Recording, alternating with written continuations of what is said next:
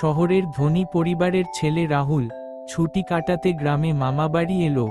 দামি পোশাক, জুতা আর মোবাইল নিয়ে সে গ্রামে নিজেকে আলাদা ভাবে।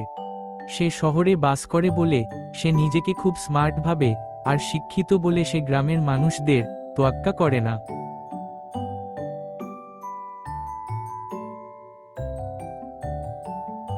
কি গো দাদু, কেমন আছো? এই গ্রামে তো কিছুই নেই, না আছে ভালো খাবার, না আছে ইন্টারনেট, না আছে একটা ভালো পরিবেশ। কেন যে এলাম আমি এই গ্রামে? তা চলো কাল একটু গ্রামটা ঘুরে দেখে আসি। তাহলে মামা চলো, কালকে এই গ্রামটা ঘুরেই আসি তোমার সাথে।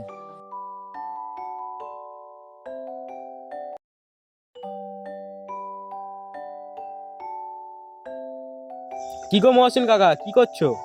এটা কে রে হারান? এটা আমার ভাগ্নে গো কাকা। তা বাবা কেমন আছো?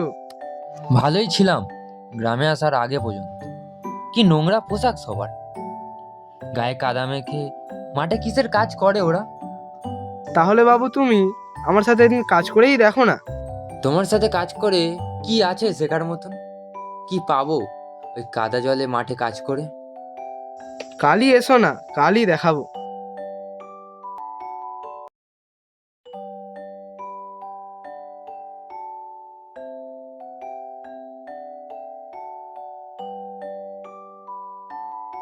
হ্যাঁ কাকা, এবার বলো কি কাজ, কি করতে হবে এবার আমাকে? আমার সাথে এসো।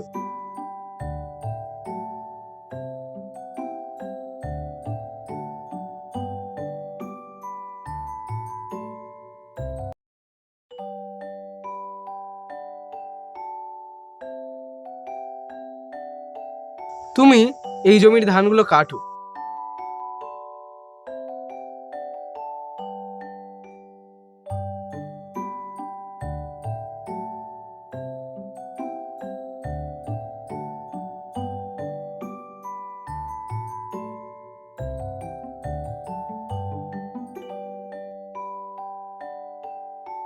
কি গো রাহুল, তুমি এতেই হাঁপিয়ে গেলে?